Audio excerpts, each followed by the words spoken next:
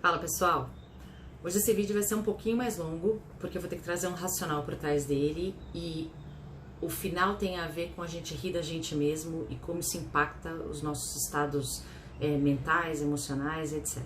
Fica comigo aí. Provavelmente você tem experiência em trabalhar com pessoas que são muito defensivas. E trabalhar com gente defensiva é algo muito desgastante. Tanto porque é cansativo, né, lidar com isso, como porque isso impacta na própria produtividade. As coisas não são assertivas quando a gente lida com pessoas defensivas. Muitas vezes o objetivo em si ele se perde em função de coisas que a pessoa toma pro lado pessoal. Enfim, não é muito bacana. E o que acontece com uma pessoa que é mais defensiva é aquilo que normalmente a gente compartilha aqui, que é um cérebro ameaçado. É um cérebro que, porque percebe sinais ou estímulos como possíveis ameaças, ele entra num movimento de bater ou correr, né? Ou ele fica agressivo, ou ele se retira, enfim. E o que eu percebo muito na interação com as pessoas é que uma motivação para uma defensiva constante é a autocobrança.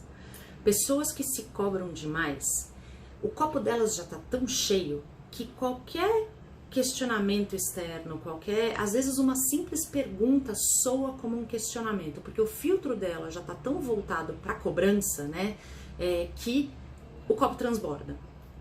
Ela já se cobra demais, ela já está estressada demais, a cobrança externa só faz essa coisa extravasar. E por isso ela se mantém nesse estado defensivo muitas vezes. Só que o bom é que toda vez que a gente fala sobre um diagnóstico, isso não significa uma sentença de morte. Pelo contrário, a gente sabe que o cérebro muda e isso é sensacional. E existem formas do cérebro mudar, né? Então, desde experiências que a gente vive, memórias que a gente nutre, e a gente consegue fazer isso de maneira consciente. E aí tem aqueles 4 Cs que a gente sempre fala: consciência, consistência, cadência e coração, né? Que ajuda pra caramba. E se o cérebro ele pode mudar de dentro para fora, ou seja, a partir daquilo que eu nutro como pensamentos, sentimentos, a ressignificação que eu faço a partir das coisas, etc., isso vai afetar os meus comportamentos, o inverso também é verdadeiro. Muitas vezes, quando eu exercito um comportamento diferente, quando eu exercito algo de forma consciente, voluntária, isso também vai gerar uma neuroplasticidade, que é essa mudança, né, de caminhos, de mapas mentais, de formas da gente se comportar, ver o mundo e por aí vai. Eu tô aqui dando uma coladinha porque eu fiz um racional. Tem algumas comprovações disso que eu tô falando pra vocês. Então, por exemplo, tem acho que ela não tá mais como professora de Harvard, o nome dela é Amy Cuddy, e ela defende muito, tem um TED dela que é bem popular, que diz assim, fake it until you make it, ou seja, finge, né, alguma coisa até que isso se torne parte de você.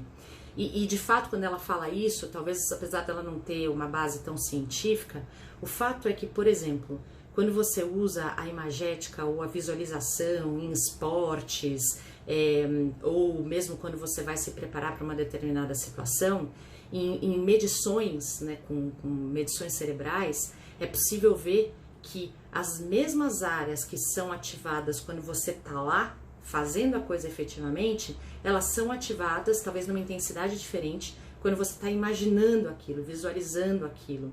Ou seja, determinadas visualizações, imaginação e etc., caramba, elas produzem efeitos similares a se você estivesse vivendo aquilo.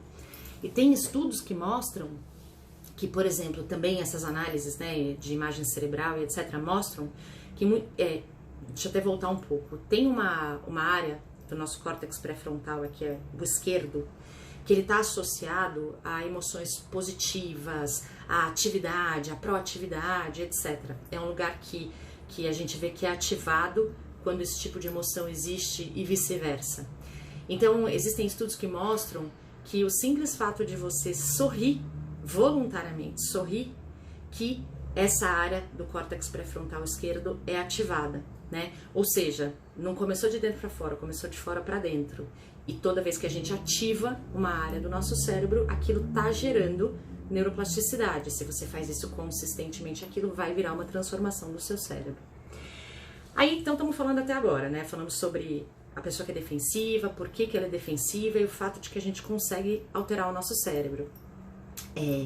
E aí, falando sobre a questão do humor especificamente, o que é muito legal? A risada ou o humor, eles estão associados a estados positivos da bioquímica do cérebro. O que significa isso?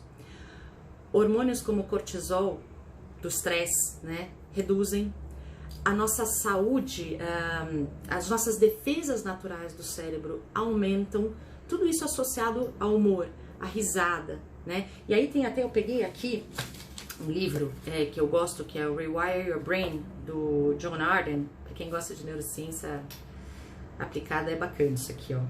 Ele fala o seguinte, que os benefícios da risada, tá? Aumenta a função cognitiva, ou seja, aumenta a nossa capacidade de aprendizado, de raciocínio, né? Exercita e relaxa os músculos.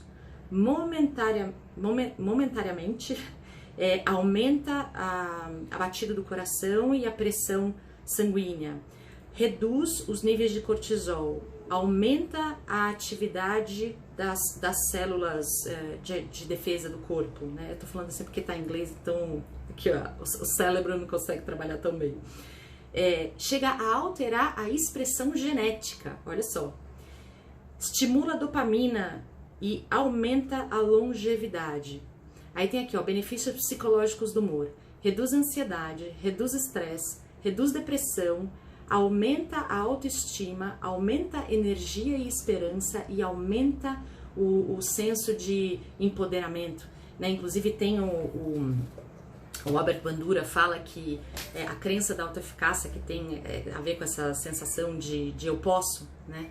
Ela melhora a motivação, melhora a perseverança, ou seja, é um encadeamento, né? A risada gera tudo isso.